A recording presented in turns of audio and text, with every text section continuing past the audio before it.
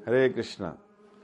बड़ी दुखद घटना एक सुनने को मिली कि एक एंजल चकमा नाम का स्टूडेंट जो था, जो देहरादून में पढ़ता था, और सहपाठियों के साथ ही कुछ बातचीत हुई, कुछ छेड़खानी हुई, उसको गलत गलत शब्दों से पुकारा और उसने अपनी भारतीयता भी शो करी। लेकिन उसके बावजूद भी बात इतनी बढ़ गई कि लोगों को अच्छा नहीं लगा और उन्होंने मारपीट शुरू कर दी और उसकी उसमें मृत्यु हो गई।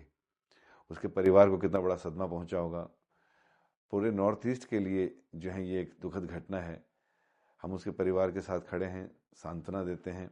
साथ ही साथ पूरा भारतवर्ष, हम सब लोग उनके पुत्र, उनके भाई के समान ही हैं ऐसी दुख की घड़ी में।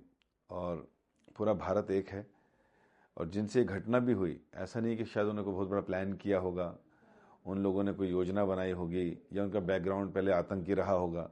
उनके साथ भी ऐसा नहीं होगा। कुछ लोग इकट्ठे खड़े होंगे, बातचीत से छेड़छाड़ शुरू हुई होगी और अचानक गर्म हो गई होगी और उन्होंने इस तरह से मारा और अपना करियर, अपने परिवार के लिए भी एक बहुत बड़ा दुखद घटना तैयार कर दी।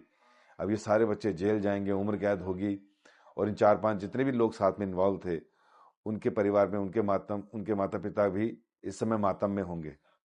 तो आखिर वास्तव में ऐसा क्यों होता है? अगर नॉर्थ ईस्ट के लोग थोड़ा सा देखने में, उनकी आंखें छोटी हैं, थोड़े गोरे दिखाई देते हैं। उत्तराखंड के या कश्मीर के लोग, उनका रंग थोड़ा साफ दिखाई देता है।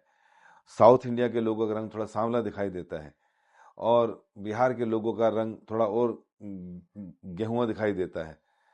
सरदार लोग अलग से पगड़ी में और दस्तार में और दाढ़ी में दिखाई देते हैं। तो ये भारत की विभिन्नता में एकता की निशानी है।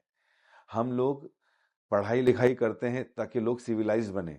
देश में सरकार स्कूल कॉलेज खोलती है ताकि लोग समझदार बने। लेकिन बड़े दुख की घटना है जब देखते हैं कि पढ़े लिखे लोग भी क्राइम में इतने आगे हैं, गुस्सा उनका कंट्रोल नहीं हो रहा और ऐसी छोटी छोटी बचकानी हरकतों में एक दूसरे की छेड़ या किसी को छेड़ना, ये बहुत गलत हरकत है। तो प्रभुपाद जी इसमें कहा करते थे कि ये स्किन डिजीज है। भारत में महात्मा गांधी जी ने भी जातिवाद से निकालने के लिए लोगों को बहुत काम किया, लेकिन जो काम शिला प्रभुपाद ने किया वो अतुलनीय है। उन्होंने हम सबको बताया कि हम इस शरीर के अंदर आत्मा है और आत्मा सभी भगवान के ही अंश हैं और इस तरह से हम सब लोग भाई हुए।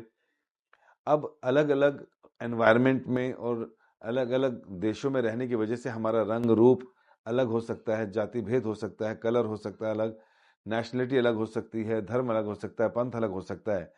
लेकिन वास्तव में हम सब भगवान कृष्ण के ही अंश हैं और उन्हीं भगवान को अलग अलग धर्मों में अलग अलग नाम से पुकारा जाता है, कहीं निराकार बताकर, कहीं परमात्मा बताकर, कहीं भगवान बताकर। क्या हमारी इतनी जिम्मेवारी नहीं है कि हम ग्रंथों को पढ़ लें, समझ लें, सीख लें या प्रमाणिक गुरुओं के पास जाकर अध्यात्म की जो है शिक्षा ले लें? आज भारत में ही नहीं, पूरे विश्व में जरूरत है भगवत गीता जैसे ग्रंथ को कंपलसरी करने की, कि पूरे स्कूलों में सभी जगह पढ़ाई जाए, क्योंकि ये हम लोगों को शरीर और आत्मा का भेद बताती है और देहात्म चेतना से ऊपर उठाती है।